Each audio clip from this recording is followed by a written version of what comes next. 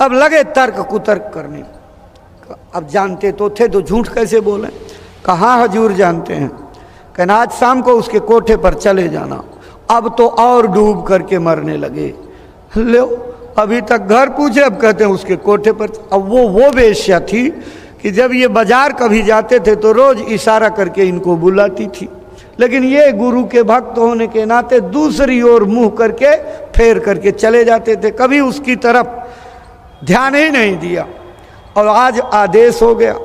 गए उसके कोठे के सीढ़ी पर पहुंचे तो सोचे चढ़ूं ना चढ़ूं, आगे पीछे पसीने पसीने, दिमाग खराब हो गया। अंत में गुरु भक्ति के आज्ञा पालन की बाणी ने इतना जोर मारा कि छटका दे करके कहा चल चढ़, जब गुरु का आदेश है।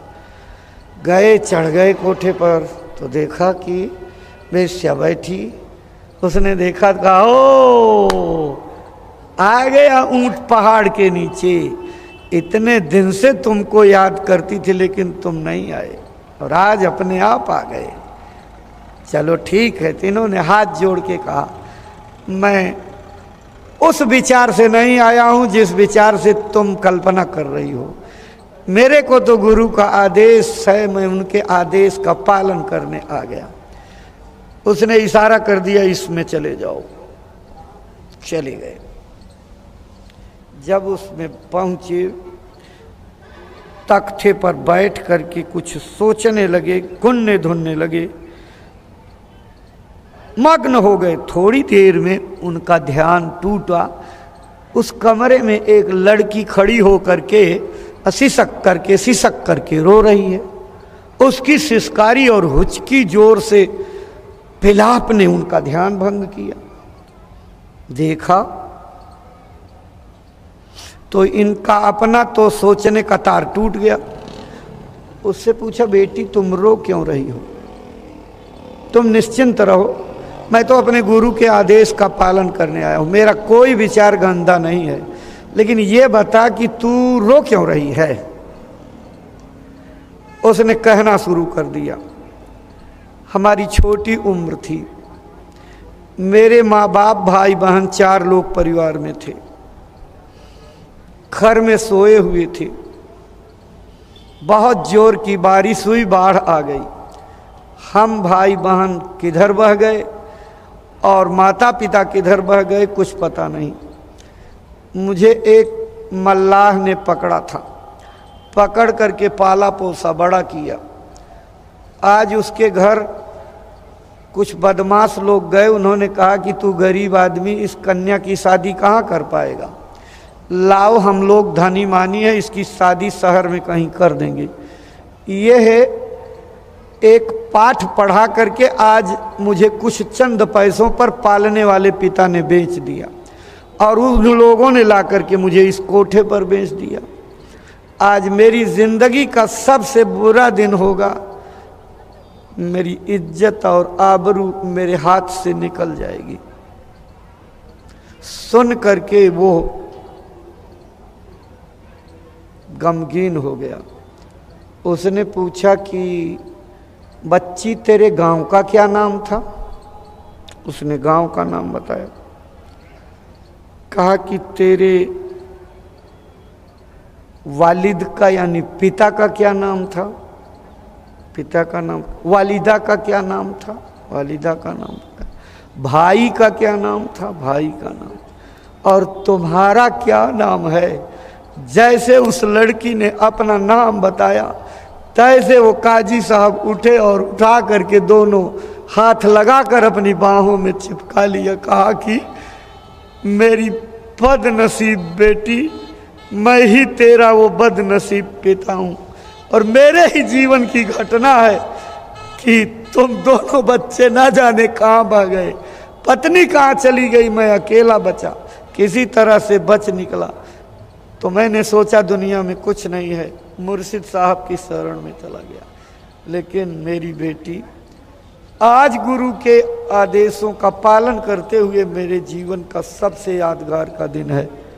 पकड़ा हाथ, कहा चल मुर्शिद के पास, लेकर के चला आया।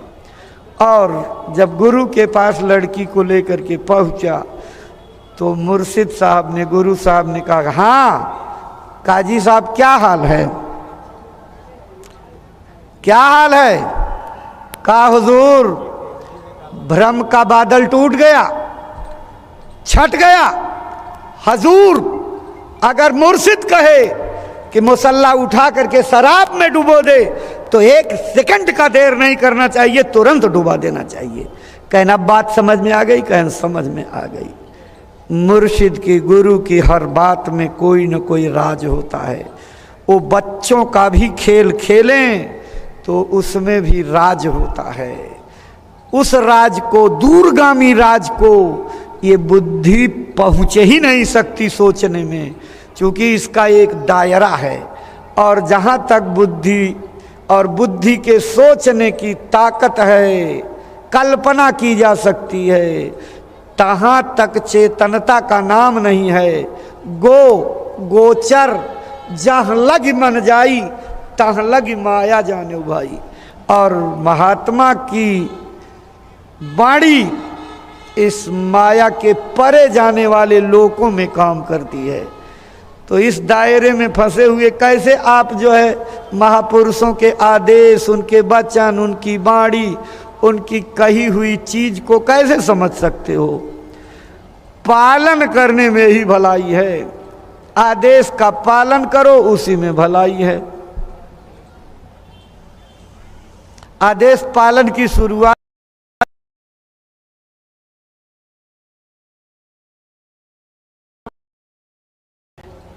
नामदान दे करके भजन का आदेश ये गुरु महाराज ने बाद में किया। नामदान देने के पहले 5 आदेश आपको दिए। वो कौन से? अपने खेती, दुकान, दफ्तर का काम मेहनत, ईमानदारी और सच्चाई से करना। ये नामदानी का पहला आदेश है। नामदान देने के पहले आदेश है। 3 ये आदेश, 2 आदेश और बाल बच्चों की सेवा और खिदमत प्यार और मोहब्बत के साथ करना। इन 5 आदेशों पर जो उतारू हो जाएगा उसको भजन बनने से कोई नहीं रोक सकता। लेकिन अगर इन 5 आदेशों में आपने अपने मन की बुद्धि लगाई, चालाकी लगाई, तो बैठे रहो, ऊँघते रहो, रटते रहो, खूब अंगुरी कोंचते रहो, लेकिन भजन बन ही नहीं सकता, कभी नहीं बन सकता। इसलिए अगर भजन बनाना है, गुरु की दया अंदर में पानी है, तो अपना काम मेहनत, ईमानदारी और सच्चाई से करो। इसी कमाई से भजन बनता है। बेईमानी की कमाई की रोटी से भजन कभी नहीं बन सकता। चोरी के धन से भजन कभी नहीं बन सकता। रिश्वतखोरी का धन ला करके भजन कभी नहीं बन सकता। विभिन्न प्रकार के अनैतिक तरीकों से धन कमा करके धनी बन जाना भजन के रास्ते से दूर ले जाएगा। इसलिए भजनानंदी का रास्ता ही अलग है। भजनानंदी कभी ऐसो इशरत के सामान नहीं मांगता, दुनिया के सामानों की ख्वाहिश नहीं करता। इस दुनिया में सुख और धनी मानी बनने के लिए कभी फरियाद गुरु चरणों में नहीं करता। वो क्या मांगता है? सुख के माथे सिल पर है, सुख के माथे सिल पर है, नाम मुखन ते जाए, बलिहारी व दुख की कि पल पल नाम रटाए। कहते हैं कि अगर सुख की कोई बात होने लगे तो मैं उस पर सिल मार दूं, यानी उसके माथे पर पत्थर मारूंगा। मुझे नहीं चाहिए सुख। क्या चाहिए? उस दुख की बलिहारी है कि जो पल पल अपने मालिक के नाम को याद करने के लिए विवश कर देता है। इसीलिए महात्मा जब प्रेमियों से खुश होते हैं तो 3 वरदान दिया करते हैं, गरीबी, बीमारी और बदनामी। अब इतनी बड़ी भीड़ में कोई भक्त निकल सकता है जो ये तीनों चीज़ों को गले लगाने को तैयार हो। कोई गरीब नहीं होना चाहता। अगर गरीब होना चाहते तो अपने सारे उद्यम त्याग करके भजन करने लगते, लेकिन नहीं, दिन रात, रातों दिन, 8 पहर पैसा बढ़ाओ, पैसा बढ़ाओ। माता पिता बालकन बुलावें, उधर भरें सोई जतन सिखावें। जमाना बदल गया। जब माताएं अपने बच्चों को, नानियां अपने नाती पोतों को हरिश्चंद्र की, भक्त प्रहलाद की, श्रवण कुमार जैसी कहानियां सुनाकर उनके अंदर उत्तम संस्कारों का आधार पैदा करती थी, और बड़े होने पर उन्हीं कोमल मस्तिष्कों पर बचपन के पड़े हुए असर से बच्चे त्यागी, वीर, बहादुर, पराक्रमी, नैतिक चरित्र वाले, माता पिता की सेवा करने वाले, सत्यवादी, अहिंसावादी बनते थे। लेकिन कितनी नाजुक गलती हो रही है। इन माताओं बहनों को, अपने छोटे छोटे बच्चों को दूध की बोतल पकड़ाकर बिस्तर पर लेटा दिया, क्योंकि बड़े वाले बच्चे की टिफिन तैयार करके स्कूल भेजना है। टेलीविज़न को रिमोट कंट्रोल से चालू कर दिया। बच्चा दूध पी रहा, टुकुर टुकुर उस स्क्रीन को देख रहा है, तो क्या होता है उसमें? थप्पड़ कैसे जड़े जाएं, जूता कैसे चढ़े जाएं, पिट पिट पिट पिट करके मार कैसे दिया जाए जो है, और एक दूसरे से लिपटा कैसे जाए, यही तो सीखेगा। जब यही संस्कार अपने बच्चों पर डालोगे तो बड़े होकर के बच्चों से पानी की उम्मीद करोगे, हुक्म बजाने की उम्मीद करोगे। जो संस्कार आपने डाला है वही करेंगे, और इतना गलत असर पड़ेगा कि नाजुक उम्र के बच्चे, जिनको अपने संबंधों के बारे में तनिक भी होश नहीं है, उस दृश्य को देख करके छोटे छोटे उम्र के बच्चे आपस में लिपटने लगेंगे और बड़ संकरता का कारण पैदा हो जाएगा। रिश्ते खत्म हो जाएंगे, नैतिकता ताक पर रख दी जाएगी, और जिस चीज का इस समय घर घर में फैलाव हो गया, आप कहां से भारत को बचाओगे? भारत बचेगा कि डूबेगा? चरित्र धन सबसे बड़ा धन होता है। अगर चरित्र का धन चला गया तो आपके पास कुछ नहीं, खोखले हो जाओगे। बचपन में मेरे मास्टर साहब ने एक लाइन याद कराई थी, शायद आपके भी गुरुजी ने याद कराई हो, संजोग से भूला नहीं, याद है। बात क्या थी? If wealth is lost, nothing is lost. If health is lost, something is lost.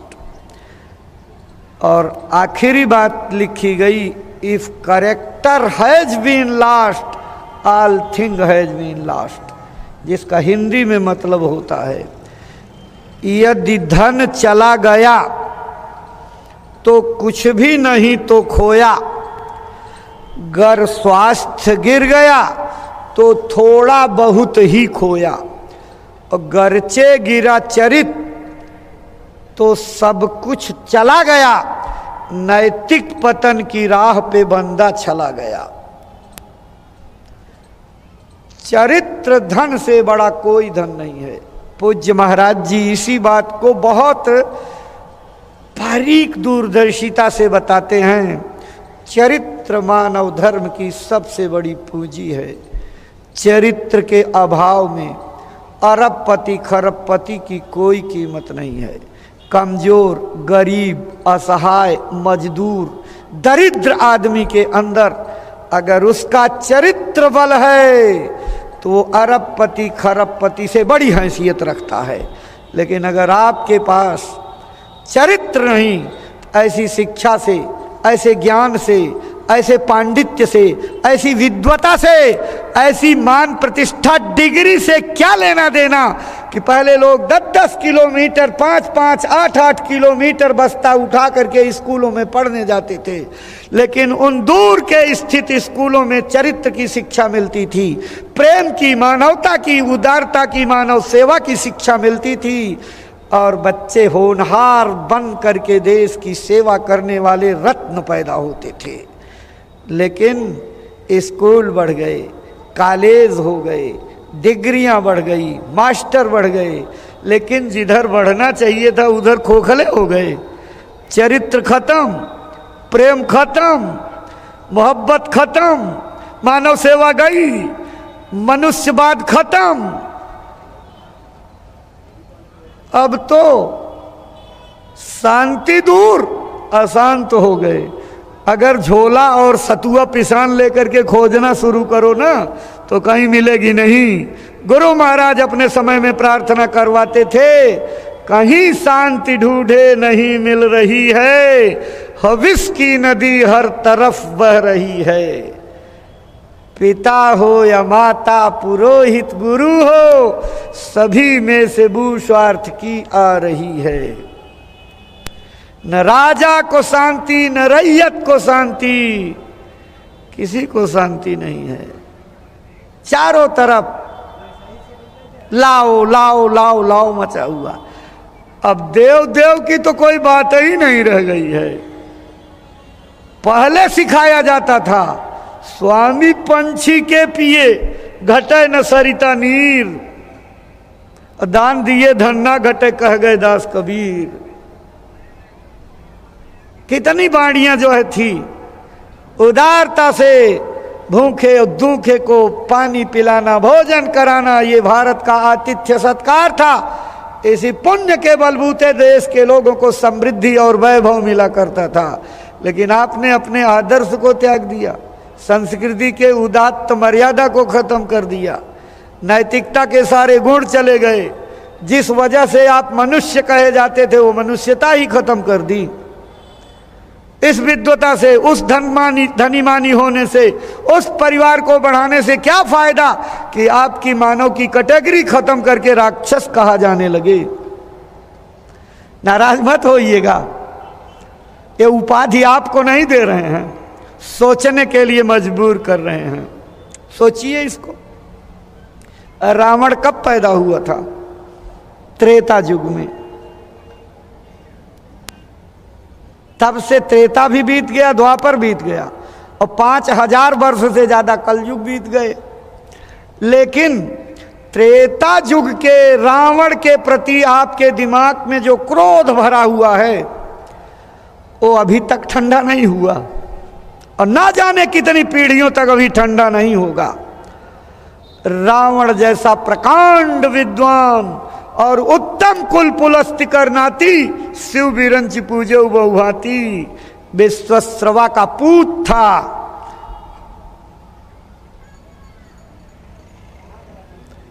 अरे भाई बहनों,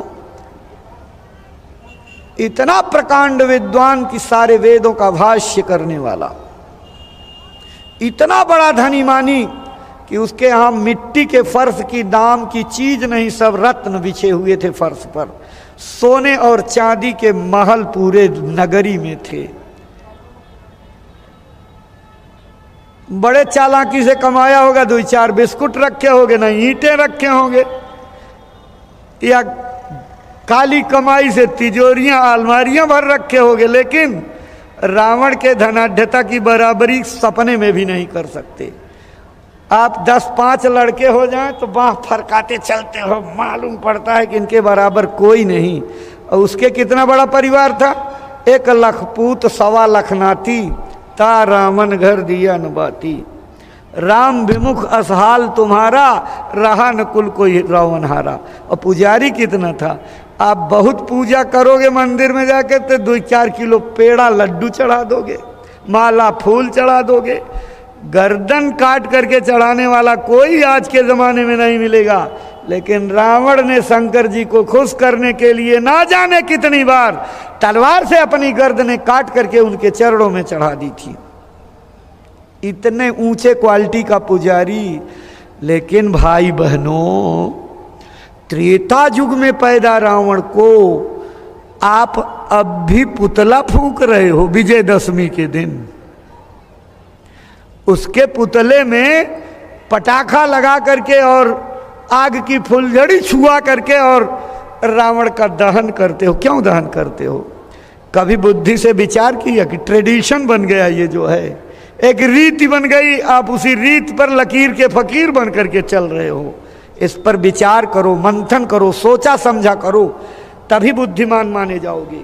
रावण जैसे धनी मानी प्रकांड विद्वान और इतने बड़े पुजारी का पुतला क्यों फूंका जाता है?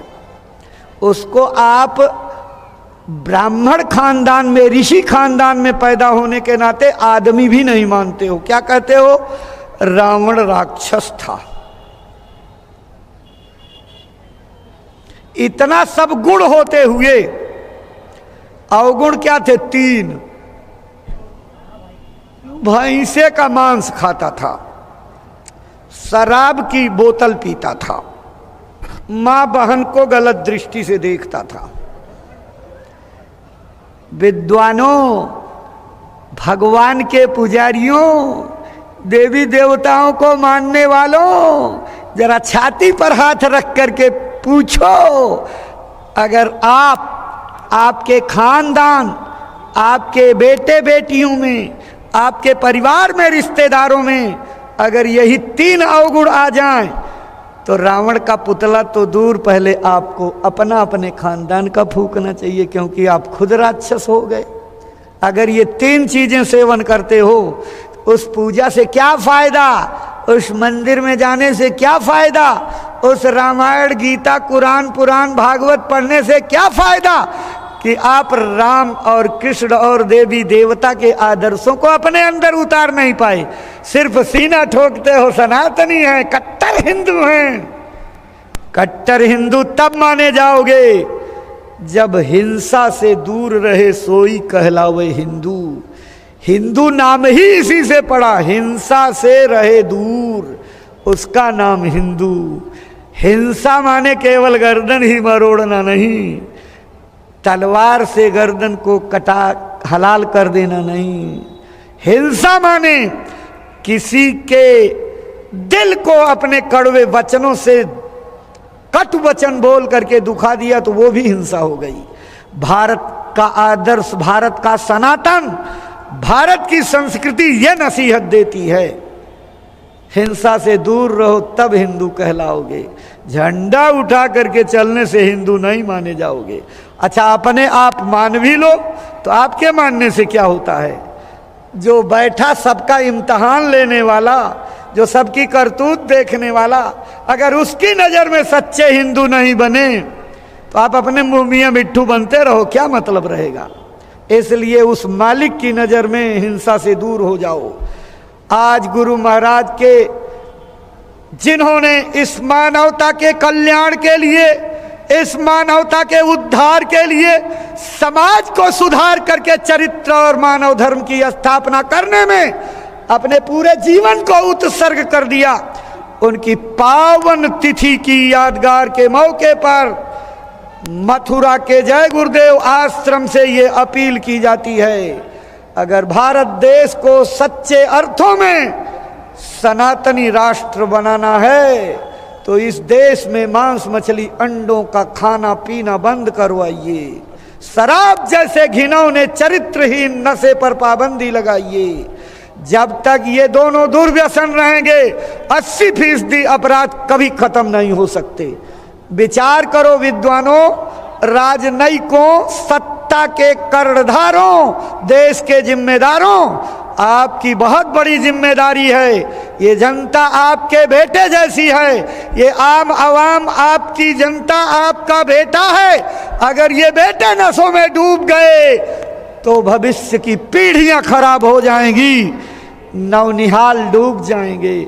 अगर ये भारत के नौजवान, भारत के सपूत बेटे नशों में डूब गए, इनके खान पान बिगड़ गए, तो आप किस नव भारत का निर्माण करोगे? दूषित चरित्र वाले भारत का निर्माण, नशा युक्त भारत का निर्माण, मांसाहारी आचरण वाले भारत का निर्माण। इस भारत से प्रगति होगी कि और नीचे चले जाओगे। इसलिए गर्त में मत डुबाओ। जिनकी जिम्मेदारी है उन्हें इस बात को विचार करना चाहिए। इसीलिए राजाओं को मार्गदर्शन करने के लिए पहले धर्म गुरु हुआ करते थे। जिनके राज्य में गुरु का आदेश चलता था, उनके मार्गदर्शन से सारे काम होते थे, वो देश में स्वर्ण युग के रूप में याद किए जाते हैं। राम का मार्गदर्शन वशिष्ठ और विश्वामित्र ने किया।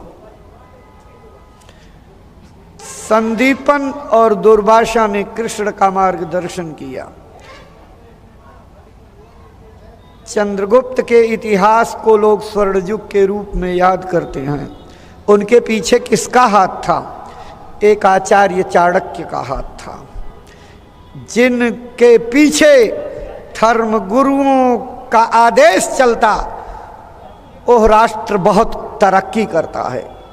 और जब राजगुरुओं की सीख, उनकी नसीहत और उनका मार्गदर्शन लेना बंद कर दिया जाएगा, आप विकारों में फंस जाओगे, मनमानी कामों में फंस जाओगे, राष्ट्र निर्माण में नहीं विनाशात्मक कार्यों में लग जाओगे। ये तोड़ फोड़, आंदोलन, हड़ताल, धरने, प्रदर्शन, आगजनी, गाली गलौज, मारो कूटो, फूको तापो, क्या है? यही संस्कृति आपके भारत आजाद होने के बाद जो है फैलाई गई। अगर इस देश की जनता को किसी महात्मा के मार्गदर्शन में लोगों को ये पाठ पढ़ाया गया होता कि तोड़ फोड़, आंदोलन, हड़तालों से राष्ट्र की संपत्ति का नुकसान होता है, तो भारत का ये नौजवान जो दिशाहीन है कभी राष्ट्र की संपत्ति को आग के हवाले करने के गुण को नहीं अपनाता, बाज आता। लेकिन आपने अपने स्वार्थ साधन के लिए, सत्ता की लोलुपता में इन लोगों को यहां उतार दिया जो है। जबकि युग महामानव परम पूज्य बाबा जय गुरुदेव जी महाराज बराबर इस देश की जनता को सिखाते रहे कि तोड़ फोड़, आंदोलन, हड़ताल देश के राष्ट्रघाती कार्य हैं, इनसे देश का कभी भला नहीं होगा। और गांव गांव लाइनें सुनाई गई थी, इन आंदोलनों से नहीं काम होगा, समय से चलोगे तो आराम होगा। समय से तुम्हें राम ने था बुलाया, अहंकारियों को समर में जुझाया। समय से तुम्हें कृष्ण ने था बुलाया, जो सुनकर चला जस वही जग में पाया। दयानंद हमको कभी मोड़ दी थी, धर्म से बटी कौम को जोड़ दी थी। नया नारा गांधी ने फौरन लगाया, विदेशी गए कौमी शासन जमाया। कहें संत जो कुछ वो वरदान होगा, इन आंदोलनों से नहीं काम होगा।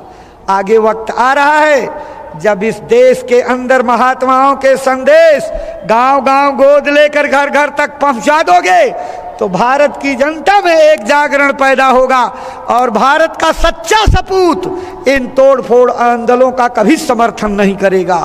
गुरु महाराज के वचन हैं, कभी झूठे नहीं होंगे, मिथ्या नहीं होंगे। समर्थक न भारत का संतान होगा, इन आंदोलनों से नहीं काम होगा। सच्चा भारत का सपूत कभी तोड़ फोड़ आंदोलनों के पाले में नहीं जाएगा। इसकी जरूरत आ रही है। इसलिए भाई बहनों, सकारात्मक सोच रखो, अच्छी दिशा में चलो। अगर एक फार्मूला बाबा जय गुरुदेव जी महाराज का पकड़ लिया जाए और राज सत्ता बाबा जय गुरुदेव की धर्म प्रचारक संस्था को सहयोग करके गांव गांव शाकाहार, सदाचार, मद्य निषेध का प्रचार करवाना शुरू कर दे, 80% अपराध बिना किसी पैसे के, बिना किसी राज खजाने के खर्च के अपने आप बंद हो जाएंगे। महात्माओं के संदेश दूरगामी परिणाम वाले होते हैं। कहते कुछ हैं निशाना कहीं लगता है। यही उनकी वाणी की खासियत है, कहते कुछ है होता कुछ है। और हम अगर उल्टा समझने लगे, तर्क वितर्क करने लगे, कितने लोग इस देश में गुरु महाराज की वाणियों पर शंका करके इधर उधर की बातें लोगों को पढ़ा रहे हैं। गुरु महाराज क्या कह करके गए इसको ध्यान में नहीं है किसी के।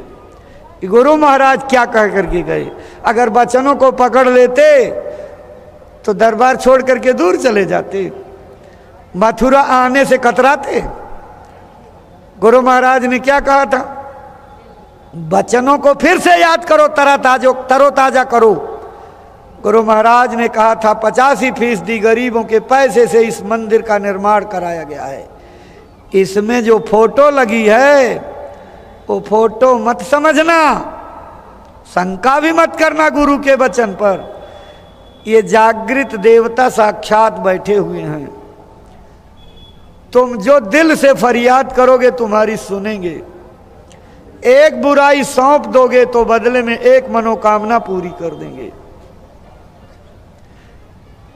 यह मंदिर इसीलिए प्रेमियों के भलाई के लिए बनवाया था कि जब प्रेमी एक बार इस मंदिर में 4 बार साल में 4 बार मंदिर पर आएंगे तो हर बार अपनी एक छोटी बुराई इस देवता पर चढ़ा करके जाएंगे, और जिस बुराई को दान कर देंगे वो बुराई लौटाकर अपने साथ वापस नहीं ले जाएंगे। एक एक बुराई चढ़ाते जाओगे तो एक एक मनोकामना पूरी होती जाएगी और धीरे धीरे विकारों से मुक्त हो जाओगे। लेकिन गुरु के वचनों को कितना आपने पकड़ा, कितनी बार इस मंदिर की चौखट पर आए, कितनी बुराई गुरु और दादा गुरु के चरणों में चढ़ाए, ये सोचने विचारने का वक्त है। और आप लोगों को पाठ पढ़ा रहे हो, मथुरा में कुछ नहीं है। गुरु महाराज 50 साल तक नाहक यहाँ पैर को रगड़ करके पवित्र पावन किए, आज तक संत मत को समझ ही नहीं पाए आप। गुरु महाराज कहते थे जिस भूमि पर महात्माओं के चरण पड़ जाते हैं वो पवित्र से पवित्र, पुनीत से पुनीत धरती हो जाती है। इसी धरती के लिए तो कहा कि युग जमाने चले जाएंगे, शताब्दियां बीत जाएंगी, लेकिन मंदिर के देवता की जो बरकत बंट रही है कभी बंद नहीं होगी, बंटती रहेगी। अब आपको कोई उड़ा ले, कौआ कान ले गया तो आप बहक जाइए, चले जाइए, कौआ कान ले गया।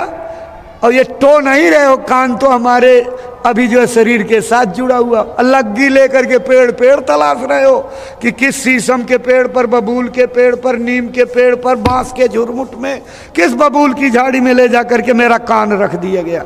अरे कहाँ खोजोगे, अपने वजूद को खोजना है, अपने गुरु दरबार में खोजो। दया को तलाश करना है तो गुरु महाराज के चरणों की धूली से पावन जमीन पर खोजो, जिसके लिए गुरु महाराज ने कहा सारी दुनिया टूटेगी। प्रेमी भाई बहनों, विचार करो, जिस झोपड़ी में आप रहते हो, टाटी वाली झोपड़ी में आपने गुरु महाराज की फोटो लगा रखी, उस गरीब के लिए उसकी झोपड़ी ही उसके गुरु का मंदिर है। जिसने कच्चे मकान में लगा रखी, कच्चा मकान उसका मंदिर। जिसने अपनी बिल्डिंग में लगा रखी उसकी बिल्डिंग। जिसने अपनी बढ़िया इमारत में एक पूजा का घर ही बना करके मंदिर बना दिया, उसके घर की इमारत का मंदिर उसका मंदिर। ये सब मंदिर कहे जाएंगे। लेकिन प्रेमियों, क्या आपकी झोपड़ी का, घर वाला मंदिर, बिल्डिंग वाला मंदिर, आपके यहाँ स्थापित भजन केंद्र का मंदिर मथुरा के मंदिर की बराबरी कर पाएगा? ये विचार करिए। मथुरा का मंदिर गुरु महाराज के निज संकल्प का स्वरूप है, जिसको उन्होंने तैयार करके रखा प्रेमियों के भलाई के लिए, परमार्थ के लिए। गुरु महाराज की ये कर्म भूमि है, जहां 50 साल से ज्यादा का वक्त गुजार करके अपने चरणों की धूल से इसके कण कण को पावन किया है। और जिस जगह इस धरती पर उतरे 1 जनवरी सन 1896 ईस्वी बुधवार के दिन मार्गशीर्ष की पूर्णिमा थी।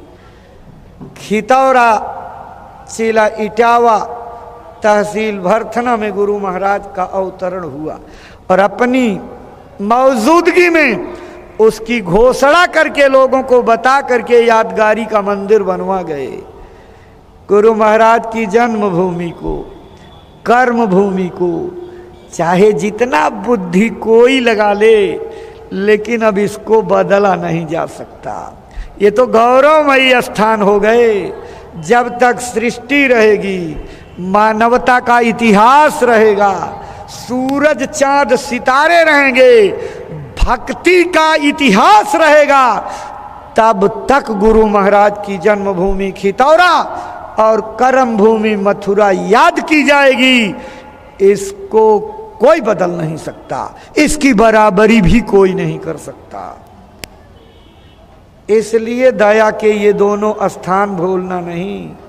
जब भी इधर से जाने लगो, आने लगो, तो उस स्तर के लोग तो आवश्यक रूप से गुरु महाराज की जन्मभूमि का दर्शन करते जरूर जाना। कर्म भूमि पर आप आए ही हो, यहाँ लोट लोट करके दया प्राप्त कर लो, सेवा में मशगूल हो करके दया प्राप्त कर लो। बड़े बड़े खीरे और लोथम लोथ तैयार हो रहे हैं, खूब कमाई दे रहे हैं। लेकिन मैं एक चश्मदीद घटना बताता हूँ। एक मौर्य परिवार बराबर इस काम को करता था और रात को चुपके से इंजेक्शन लगावे, सवेरे डलिया में तोड़ करके सब्जी पहुँचावे। 25 लाख रुपए उसके बैंक में बैलेंस हो गए। तब तक एक दिन माथा पकड़ करके रो रहा था। किसी ने पूछा, भाई क्या हो गया? अरे कहा, वो बंबई से खबर आ गई कि तुम्हारा दामाद जो है वो अस्पताल में भर्ती है और पेट में इन्फेक्शन हो गया है, 50 लाख रुपया मांग रहा ऑपरेशन का डॉक्टर, तब जान बचेगी।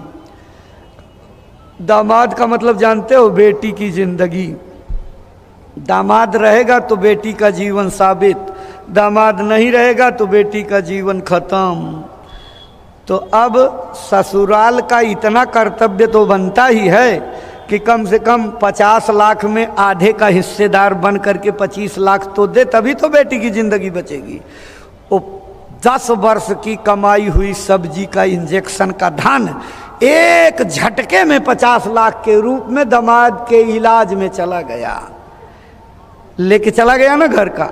ऐसे ही बेईमानी का धन फलता फूलता नहीं है, घर का भी जमा पूंजी लेकर के चला जाएगा। इसलिए ईमानदारी की कमाई पर भरोसा करो। आप परमार्थी हो, भजनानंदी हो, ईमानदारी की कमाई खाओगे तो भजन बनेगा। बेईमानी का धन कभी फलता फूलता नहीं है। रिश्वतखोरी का धन आपके लड़कों को, नाती को, पोतों को, बहुए के पेट के बच्चों को ऐसे लुंज पुंज कर देगा, ऐसे टेढ़े मेढ़े कर देगा कि टेढ़े मेढ़े पैदा होंगे। बचपन से ही वो एक पहचान बन करके विकलांग की चलेंगे। क्यों ऐसा काम करते हो? ये कर्मों का देश है, ये बच कोई नहीं सकता। जब रामकृष्ण नहीं बचे तो हम आप कैसे बचेंगे? इसलिए बचो इससे। जहर है जहर, ये दूसरे के धन को जहर से भी जहर समझो, नहीं तो ले जाएगा। इसलिए प्रेमी भाई बहनों, बेईमानी से बचो, रिश्वतखोरी से बचो, चोरी से बचो, धोखेबाजी से बचो, झूठ से बचो। यही परमार्थ का रास्ता है। इसी से जो है आप भजन बना पाओगे और नहीं। और नामदान पाने के बाद कहा कि सुबह शाम बैठ करके घाट पर हाजिरी जरूर देना। ये गुरु का 3 2 5 के बाद 6वां आदेश है, बैठ करके हाजिरी जरूर देना। अब ये रखो सीने पर हाथ रख करके सोचो कि हम इस आदेश का कितना पालन करते हैं। समय के हिसाब से आदेश बदल जाते हैं। पहले स्वामी जी के सत्संग को 52, 55, 56 और 58, 59 तक का सुनो, तो उसमें स्वामी जी कहते हैं कुछ 10-15 मिनट समय निकाल कर भगवान का भजन कर लो। 60 से 70, 75 तक के सत्संग को पढ़ो तो उसमें आपको ये मिलेगा कि आधा घंटा, पौन घंटा सत्संग में समय, भजन में समय दिया करो। और 80 के दशक के बाद सत्संग आप सुनोगे तो गुरु महाराज क्या कहते हैं, घंटा 2 घंटा समय सत्संग में दिया करो। जैसे जैसे खराब समय का दौर बढ़ता गया, स्वामी जी समय बढ़ाते गए। और अब तो पूज्य महाराज जी का आदेश, जो गुरु महाराज के प्रकट स्वरूप हैं, गुरु महाराज स्वयं विराजमान होकर के अपने कामों को कर रहे हैं, क्योंकि खुद फरमा करके गए, अगर मैं काली दाढ़ी में लौट आऊं तो क्या तुम मुझे पहचान पाओगे। बात को समझने की जरूरत है। अपना काम स्वयं कर रहे हैं, अपना काम खुद ही कर रहे हैं। शंका करने वाले तो डूबेंगे। अगर शंका निकालनी है तो कस के घाट पर बैठ करके भजन करो। और आज स्वामी जी महाराज अपने बदले हुए स्वरूप में बाड़ी बदल दिए। क्या कहते हैं, कम से कम 3 घंटे का समय भजन में दो। पढ़ो सत्संग के वचनों को गौर से सुनो। क्या बताते हैं, 1 घंटा मन को रोकने, शरीर को रोकने में, 1 घंटा उसमें बैठे हुए मन को रोकने में, 1 घंटा भजन। ये 3 घंटा समय दोगे तब कुछ काम बनेगा। अब आपके पास फुर्सत ही नहीं है। आपसे कोई कहता है चलो जरा शाकाहारी पर, अरे भैया फुर्सत नहीं है, मेरे पास बहुत काम है। और अभी अगर अस्पताल पहुंच जाओ, 15 दिन उसमें पड़े रहो, तब सारी जल्दी खत्म हो जाएगी। गुरु महाराज के गांव गोद लेने के आदेश को साधारण समझ रहे हो, हल्के से ले रहे हो। इस गांव गोद लेने के पीछे हमारी भक्ति की तरक्की छिपी हुई है। आप प्रचार में निकलो और देखो भजन में क्या दया की धार निकलती है। लेकिन आप लुंज मुंज पड़े रहते हो, कप सप करोगे, लेकिन इस आदेश को नहीं। आंख बंद करके आदेश बजाओगे तब भक्ति मानी जाएगी। बिना किसी का सहारा मदद लिए, गुरु का सहारा लेकर के निकल जाओ और गांव में पहुंच करके झंडा लेकर के पहुंचो, जैकेट टोपी पहन करके पहुंचो, शाकाहारी कपड़े पहन करके पहुंचो और लोगों को गुरु महाराज की बात बताना शुरू करो। आपके इस प्रचार से बहुत बड़ा परिवर्तन होगा। वचन है, आशीर्वाद गुरु महाराज के, देश और दुनिया में भारी परिवर्तन और तुम्हारा आत्म कल्याण भी हो जाएगा। तो जब इतनी चीज इसके साथ जुड़ी है तो गुरु के वचन पर शंका करते हो, कहते हो कि परिवर्तन अभी कितनी दूर है। मालूम पड़ रहा है कि 4 कदम पर आपको दिखाई पड़ जाए। परिवर्तन के लिए खुद तैयार नहीं हो और परिवर्तन की बड़ी ख्वाहिश बनाए हुए हो। परिवर्तन के पहले गुरु महाराज ने क्या कहा, सतयुग तो आएगा निश्चित, पृष्ठभूमि बन जाने दो, गंदा खून भरा रग रग में इसको तो बह जाने दो। इस गंदे खून को सेवा में तरीर को तपा करके निकाल डालो, नहीं तो काल भगवान डंडा पीट करके निकाल लेंगे। तब मजबूरी में निकलेगा, तब खूंरेजी हो जाएगी, तब कत्लेआम हो जाएगा, तब रक्तपात हो जाएगा, तब महामारी आ जाएगी।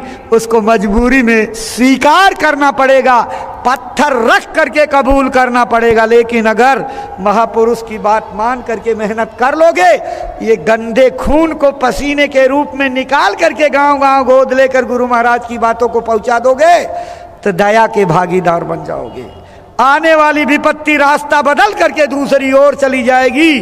गुरु की दया इतना बड़ा काम करेगी और आप उसमें शंका करते हो, बुद्धि की ताकत लगाते हो। इसलिए गांव गोद लेने का जो हुक्म पूज्य महाराज जी की तरफ से जारी हुआ, ये गुरु का हुक्म है। गफलत में मत रहना, शंका मत करना। गुरु महाराज की वाणियों को याद करो। जब तक आवाज लगाई जा रही है, माफी का दरवाजा खुला है, आवाज लगने तक अपने गुनाहों की माफी करवा लो। जिस दिन माफी का दरवाजा बंद हो जाएगा उस दिन सुनवाई नहीं होगी। फिर कर्मों की सजा देने के लिए कुदरत तैयारी कर चुकी है, और जब सजा देने लगेगी तो फिर महात्मा चुप्पी साध लेते हैं, क्योंकि तब महात्मा का काम खत्म, कुदरत का काम शुरू होता है। जब तक आवाज लगाते रहते हैं, आवाज लगाकर लोगों को सचेत करते रहते हैं, तब तक कुदरत दुबक करके एक कोने में बैठी रहती है, तब तक हो मस्ती नहीं है। लेकिन जब महात्मा की मौज बदल जाती और जीव उनकी बातों को बार बार कहने के बाद नजरअंदाज करते हैं, महात्मा चुप हो जाते हैं, फिर कुदरत की बौखलाहट शुरू होती है, फिर तमाशा जड़ना शुरू करती है। कहीं बादल फटेगा, कहीं भूकंप आएगा, कहीं गड्ढा बन जाएगा, कहीं पानी निकलने लगेगा, कहीं ज्वालामुखी पैदा हो जाएगा, कहीं धरती कांपने लगेगी, कहीं जमी दोज होकर के 10,000 लोग चले जाएंगे, कहीं बीमारियों की आंधी चलेगी, कहीं कोरोना तो कहीं धोरोना तो कहीं और भी बहुत सी लंपी जंपी कितने रोग अभी फैलेंगे, कुछ पता ही नहीं है। अभी आएंगे तो गुरु महाराज कहते थे कि ऐसे खड़े खड़े सांस लेते हुए लोग दम तोड़ जाएंगे। भाई बहनों, बहुत दूर की बात महात्मा याद कराते हैं, इसलिए वचनों में शंका मत करो। शंका विनाशकारी है, नुकसान कर देगी, इसलिए किसी प्रकार की शंका मत करो, वचनों का भरोसा करो। घर घर में गोलक रखने के लिए कहा गया। अगर मैं आज हाथ उठवाऊं तो कितने लोगों की शान में धब्बा लग जाएगा। अपने दिल से ही सोचिए, कितने लोगों ने गोलक को आदेश मान करके अपने घर में रखा और 1-1 रुपए रोज उसमें डालते हैं। बहुत छोटी सेवा है, लेकिन इस छोटे से आदेश के बजाने में 90% लोग फेल हैं। 10% लोगों के घर में गोलक रखी है। परिणाम हम बता रहे हैं आपको। 90% जो है वचनों की अवहेलना करके दूर चले गए, भक्ति से दूर हो गए, गुरु आदेश से बरखिलाफ हो गए। इसलिए जो बात कही जाए उसकी दूरदर्शी परिणाम को समझना चाहिए कि क्या इसका अर्थ है। इसलिए अब तक गलती हुई आगे मत करना। यहाँ से लौटने के बाद फौरन अपने घर में ना कुछ मिले, टीन का डिब्बा, प्लास्टिक का डिब्बा गुरु महाराज की तस्वीर के सामने छेद करके रख दो और अपने घर के हर प्राणी से 1-1 रुपया रोज कहो उसमें डालें। ये छोटी सेवा आपकी वो चुटकी है जो घर में पहले महात्मा निकाल करके और भूखे दुखों की सेवा, अतिथि साधु का सत्कार करते थे और उसी से घर में बरकत आती थी। लेकिन अब तो घर में कोई फकीर, कोई भूखा दुखा आ जाए तो दुत्कार करके भगाते हैं, जाओ हट्टे कट्टे हो, काम करो कुछ, मतलब कि भीख मांगने चले आए। जो है आज अतिथि सत्कार की परंपरा ही खत्म हो गई। तो इसीलिए तो सब लोग पहले 1 कमाता था 20 खाते थे, अब 20 कमा रहे हैं तब भी पूरा सबका नहीं पड़ रहा है। ये क्यों ये बात है? इसीलिए है कि आपके अंदर की विचारधारा गंदी हो गई, सोच गंदी हो गई, आपके विचारों में गंदगी आ गई, भरोसा विश्वास खत्म कर दिया, अपने मन की सोच में बह गए, मन की करतूत के शिकार हो गए, इसलिए आप दुख पा रहे हो। इससे बचना है तो महात्माओं की बात को मानो, सचेत हो जाओ, नहीं थप्पड़ तो बहुत जोर लगेगा। गुरु महाराज का वचन है, इधर से भागता हुआ कलयुग जाता रहेगा, आता रहेगा सतयुग, दोनों की टक्कर होगी। 20 करोड़ लोग एक बार की गुड़ुम्ब हो जाएंगे। गुड़ुम्ब जानते हैं किसको कहते हैं? अब माताएं बहनें तवा पर रोटी सेंकती हैं, तवा एकदम गरम हो, एकदम गरम तवा पे जरा सा 2 बूंद पानी डाल दीजिए तो देखते हो छन,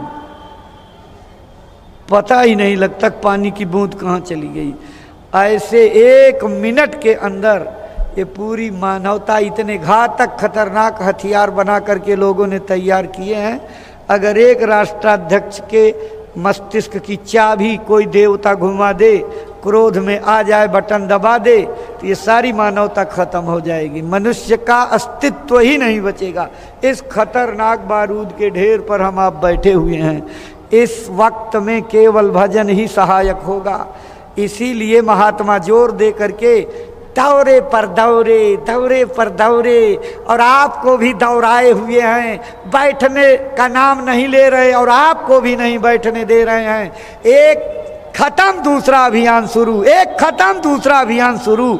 आप भी सोचते हो आजिज कर दिए हैं जो है, क्यों? उनको बहुत जल्दी है इस डूबती हुई मानवता को बचाने के लिए।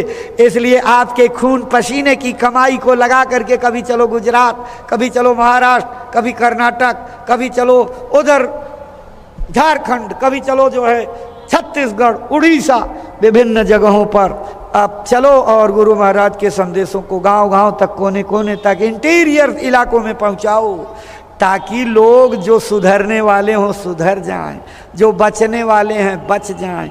आवाज़ नहीं पहुंची रहेगी तो दोष लगेगा कि हमको पता नहीं था, नहीं तो हम सुधर गए होते। इसलिए भाई बहनों, बहुत जरूरी, गुरु महाराज के दरबार के आदेश पर अपने अपने घर गोलक जरूर रखो। भूसे और गऊओं की चारा के लिए आदेश हुआ, जिलों से आदेश हुआ, आपने मेहनत की। यहाँ जो लोग आए हैं मेहनत करो।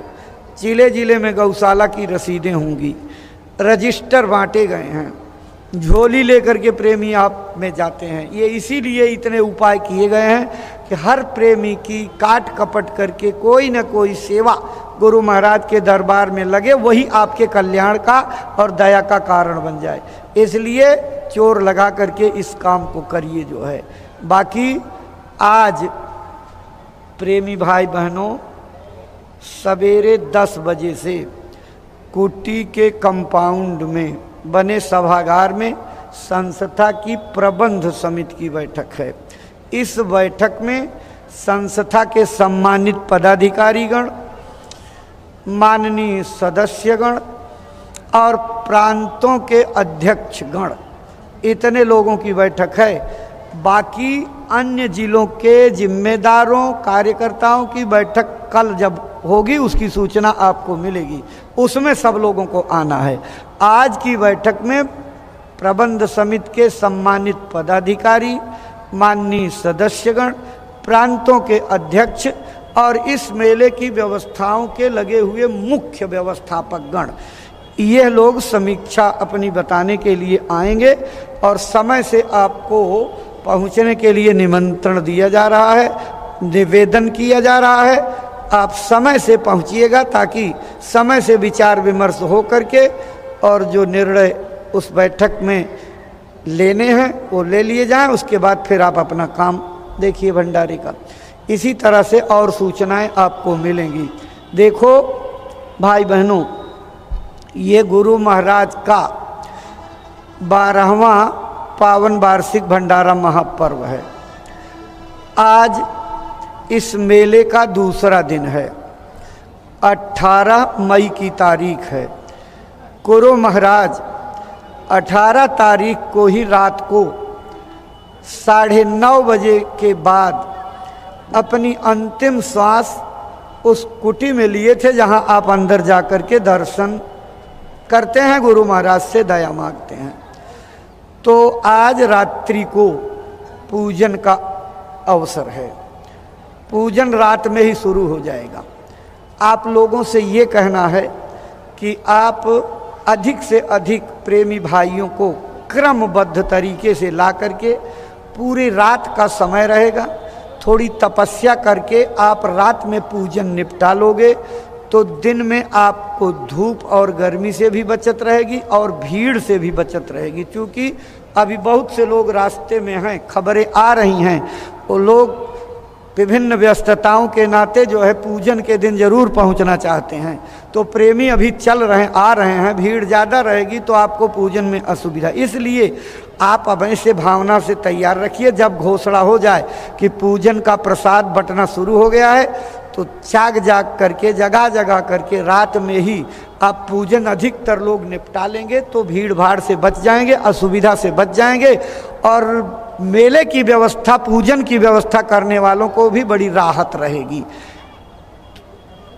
अगली बात यह है कि कल 19 मई है, भंडारे की तारीख है। 19 मई के दिन सभी भंडारों में पक्का भोजन भंडारे का बनता है। तो अपने अपने भंडारों में सभी लोग पक्का भोजन, चूँकि गुरु महाराज की पुण्यतिथि का भंडारा है, तो उस भंडारे में सभी भंडारों में प्रसाद पक्का बनता है और सब लोग पक्का बनवाइएगा और आने वाले लोगों को सबको खिलाइएगा। कल सवेरे के सत्संग में, यानी जो प्रातःकालीन पूज्य महाराज जी का सत्संग होगा, उसमें हर प्रेमी को मैदान में आना है। आप जिलों के जिम्मेदारों से, जिले के कार्यकर्ताओं से, जिले के अंदर प्रचारक की भूमिका निभाने वाले लोगों से, विभिन्न काफिलों में प्रचार कार्य में डंका बिगुल बजाने के लिए जिम्मेदारी लेकर के जाने वाले लोगों से ये कहना है कि अपने अपने सेक्टरों में डेरे डेरे जा करके खबर करके और सबको आप मैदान में ले आइएगा, ताकि गुरु महाराज के सामयिक संदेशों से सब लोगों को परिचय हो जाए, गुरु महाराज के बारे में जान जाए और कल के ही सत्संग में जीते जी भगवान के पाने का रास्ता यानी नामदान मिलेगा। तो जो लोग नए नए लोगों को ले आए हो, उनमें से कोई प्रेमी छूटना नहीं चाहिए। सब प्रेमियों को ला करके नए लोगों को आगे बैठने का मौका दीजिए। पहले के प्रेमी थोड़ा पीछे बैठा करो, इसलिए कि महापुरुष जब सत्संग सुनाते हैं तो उनकी नज़र सबसे पहले पीछे की लेन में जाती है, पीछे की लाइन में खास इनायत। इसलिए अध्यात्मवादी, भजनानंदी, सेवाभावी, वचन का पालन करने वाले प्रेमी हमेशा आगे दौड़ करके बैठने की कोशिश नहीं करते, पीछे बैठते हैं। एक बार की बात है, इसी मंच से गुरु महाराज सत्संग सुना रहे थे और लोगों को सबक सिखाने के लिए पीछे भी एक मंच बनवाए थे। तो गेट पर स्वामी जी महाराज ने देखा कि धक्कम धक्का गिरा पड़ी हो रही है। उस दृश्य को सत्संग सुनाते सुनाते स्वामी जी ने देख लिया। स्वामी जी ने कहा, अच्छा रुक जाओ, सब लोग बैठो, कपड़ा डाल लो भजन पर। भजन पर बैठ गए और स्वामी जी मंच से उतरे, किसी ने समझा नहीं, बस धीरे से स्वामी जी पहुंच गए पीछे वाले मंच पे। और जब वहां पहुंच गए, माइक लगा हुआ था, वहां से कहते हैं आँख कान खोलो, तो लोग इधर देख रहे हैं। स्वामी जी ने कहा पीछे मुड़ जाओ, तो पीछे मुड़ गए। तो स्वामी जी उधर दिखे मंच पर, कहा देखो तुम झगड़ा करते हो आगे आने के लिए, अब तो देखो बात उलट गई ना, आगे वाले पीछे हो गए, पीछे वाले आगे हो गए। तो महापुरुषों की गिनती किधर से आगे से शुरू होगी ये आप नहीं जानते। ये उनकी मौज है कि पीछे से गिनना शुरू कर दें तो पहली लाइन तो वो हो जाएगी। इसलिए परमार्थी प्रेमियों को हमेशा दूर बैठ करके वहाँ से सत्संग सुनना चाहिए, उससे दया दृष्टि का पूरा फोकस रहता है और अधिक लाभ प्रेमियों को मिलता है। तो कल कृपा करके जो पुराने प्रेमी आगे बैठने की कोशिश करते हैं, नए लोगों को जो लाए हो उनको नज़दीक से दर्शन करने दो, नज़दीक से देख करके वाणियों को सुनने दो, नज़रों में नज़र मिला करके वचनों का लाभ लेने दो। तो आपके लिए जो है लाभदायी होगा, इसमें परोपकार बन जाएगा, उसका पुण्य भी आपको मिलेगा।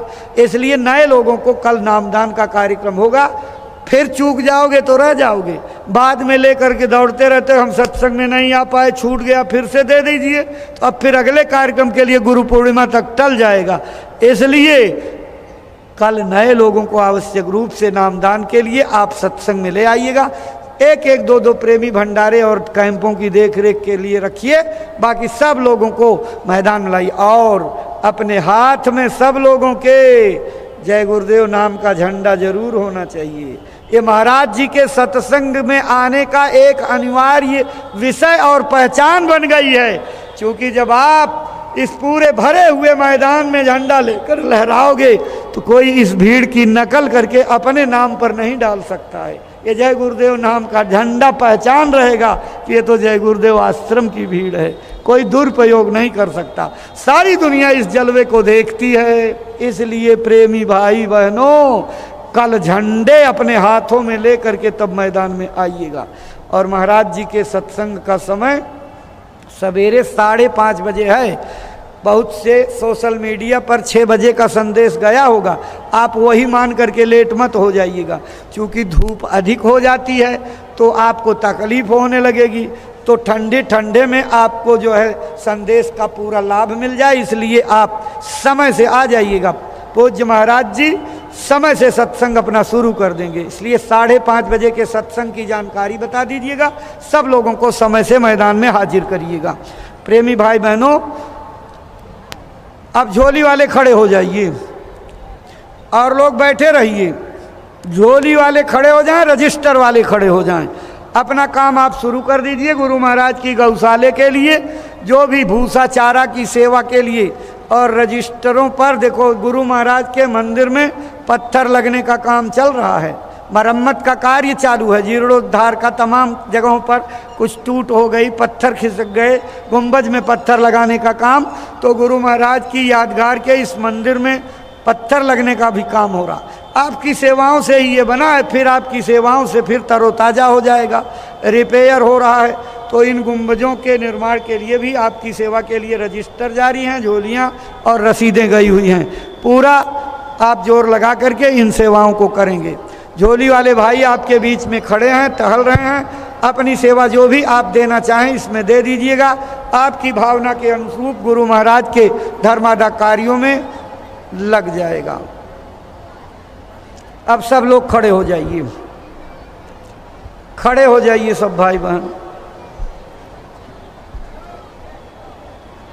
देखिए, गुरु महाराज के वचनों की मासिक पत्रिका दूरदर्शी आवाज जय गुरुदेव आश्रम मथुरा से हर महीने छपती है। गुरु महाराज के छांटे हुए वचन, उनकी लीलाएं, उनके भविष्य के संकेत, जीवन के संस्मरण और मार्मिक इशारे जो आपके भजन में मदद करेंगे। गुरु महाराज के हाथ से लिखे हुए पत्र या उनकी डायरी के अंश बराबर उसमें छपते हैं। ये अमूल्य वाणियाँ, संग्रहणीय वाणियाँ हैं। जहाँ जहाँ भी प्रेमियों के घरों में, गांव में सत्संग होता है, आप 4-5 साल की वो मोटे मोटे ग्रंथ, पूरे 12 महीने की पत्रिकाओं का सेट ग्रंथ के रूप में जिलों के कैंपों पर भी दूरदर्शी आवाज के अंदर कैंप पर मौजूद है। आप लोग आवश्यक रूप से इन ग्रंथों को ले जाइए। उन सत्संग में एक एक पन्ने पढ़िए। गुरु महाराज की वाणियों का आपको लाभ मिलेगा और ये वाणियाँ संग्रहित रहेंगी, आकबत में पीढ़ियों के काम आएंगी।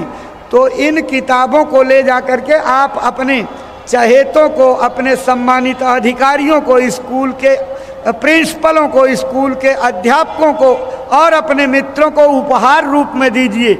इन्हीं वाणियों को पढ़ करके लोग संस्था से जुड़ जाएंगे, आपके साथी हो जाएंगे, संगत में सेवा करेंगे और संगत की मजबूती का काम करेंगे। थोड़ा सा इसमें आप जो है महत्व दे करके काम कर दीजिए तो ये दूरदर्शी आवाज़ का फैलाव घर घर जन जन तक हो जाए और गुरु महाराज की वाणियों की चोट लोगों को घसीट लाएगी दरबार की तरफ। इसलिए दूरदर्शी आवाज़ के फैलाव का काम करिए, इसकी सदस्यता बढ़ाइए, इसकी प्रतियां, ग्रंथ उठा उठा करके 4-5 साल के अपने घर में रखिए और जब सत्संग का मौका हो, कोई उपदेशक बात बताने वाला नहीं है तो उसी की वाणियों को पढ़ लिया, पढ़ करके सुना दिया, ध्यान भजन किया, सत्संग पूरा हो गया गुरु महाराज की याद का।